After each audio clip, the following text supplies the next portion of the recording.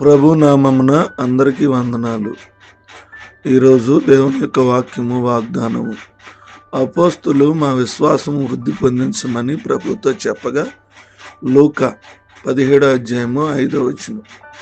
ప్రియ దేవుని బిడ్డలారా, మన అవసరతల్లో దేవుని దగ్గరికి వెళ్ళడం మనం నేర్చుకున్నాం. కానీ మనం వాళ్ళ కొలది ప్రార్థనకు జవాబు దేవుడిస్తూ ఉంటాడు. అయినప్పటికీ మన దుష్ట హృదయం ఎప్పుడు ఏం జరుగుతుందో అనుకుని అనుమానపు దుష్ట హృదయంతో దేవుని సన్నిధిలో మనం బలహీనమవుతూ ఉంటాం.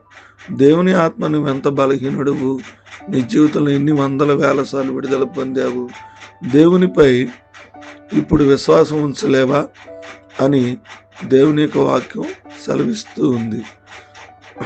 మనము ఎక్కడైనా మేల్కొని దినదినము విశ్వాసంలో ఎదగాలి.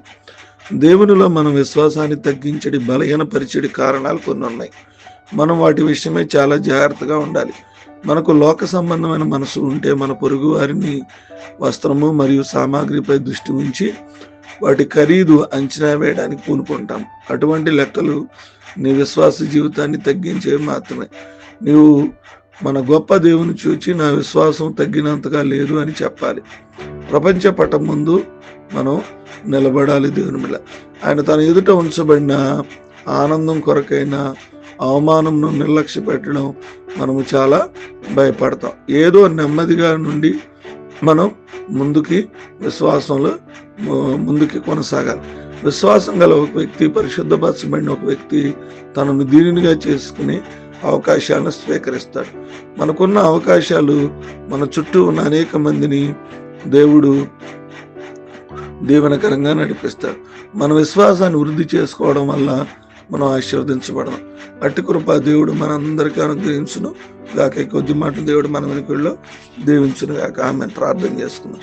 మహోన్నతుడును మహాపరిశుద్ధుడును సర్వాధికారియు నిరంతరం స్తోత్రార్హుడైన మా తండ్రి, మీ నామానికి వందనాలు. రాత్రంతా కాచారు, శ్రేష్టమైన దినాన్ని ఇచ్చారు, వేకునే లేచేటువంటి అనుభవాన్ని దయచేశారు. అందుని బట్టి మీకు స్తోత్రాలు. వాక్యం ద్వారా మాతో మాట్లాడారు. వాక్యానుసారంగా మా విశ్వాసాన్ని దినదినం అభివృద్ధి పరుచుకుని మేము ముందు కొనసాగే కృపా భాగ్యము ధన్యత మాకు దయచేయమని ప్రార్థన చేస్తున్నాం. ఈ దినమంతా కూడా మమ్మలను మా కుటుంబాలను జ్ఞాపకం చేసుకోండి. మా కుటుంబాలను బలపరచమని కోరుకుంటూ ఉన్నాం. మా కుటుంబాల మీద మీ సన్నిధి, మీ సహాయము అనుగ్రహించమని ప్రభు పేరట ప్రార్థన విజ్ఞాపన చేస్తాను.